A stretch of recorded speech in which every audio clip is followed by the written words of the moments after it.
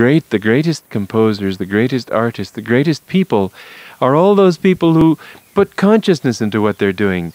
They don't deliberately do it. Nobody could tell you, how do I put consciousness in a cabinet? How can you do it? You don't know, but somehow, some things you look at and you feel good. They make you feel happy. There's no rule to say how it happens. Life expresses itself as it will. A fountain spray just goes. You're not going to say, oh, it shall do this or it shall do that. Depending on the flow, depending on the wind, depending on various factors, it will flow differently all the time.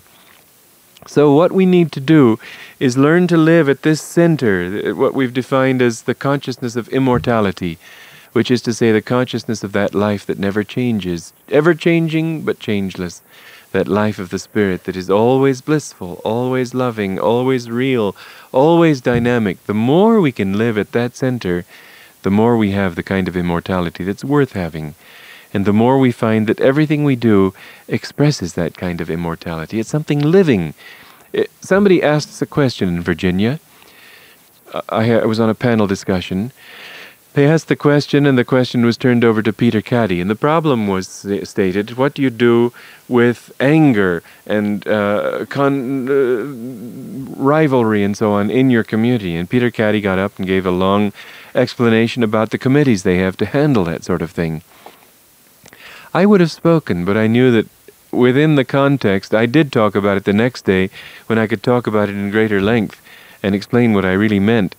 I would have said something then, but I knew that I would look silly, saying, well, we don't have that problem. But the fact is that if you can change people's consciousness, you don't need the committees.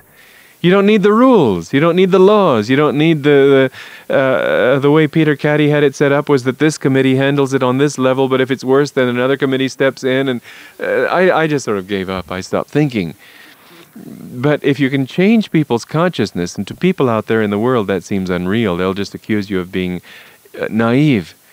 Well, all I can say is look around you. It works. It's happening, and it has happened. It's been going on for a long time.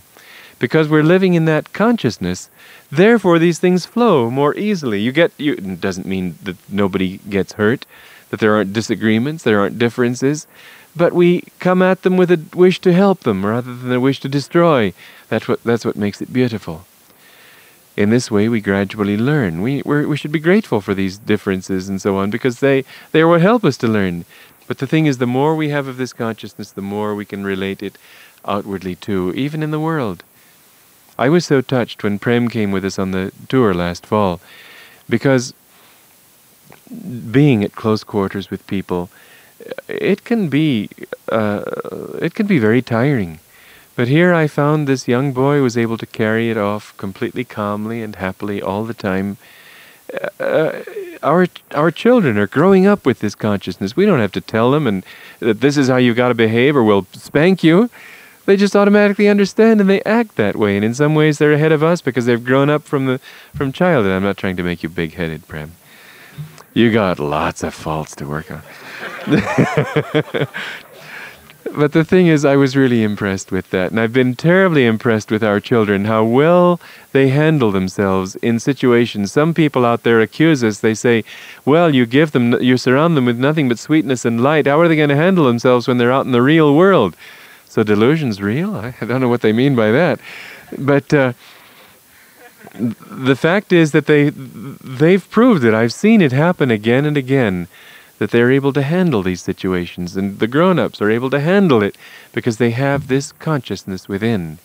So what we want to do is understand what Jesus meant when he said, I came that ye might have life and have it more abundantly. And he didn't mean existence. That we have already. You can't exist more than you're existing right now.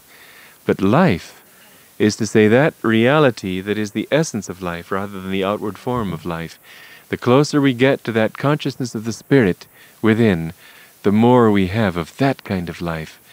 That kind of life, when you have it, you will see that all of the change howls around you all through the universe. You are always at the core of your being. You don't change. Rather, you can manifest change all the time in ever new ways. The more you are centered in that state, that is immortality, to realize that you really are a manifestation of the Spirit.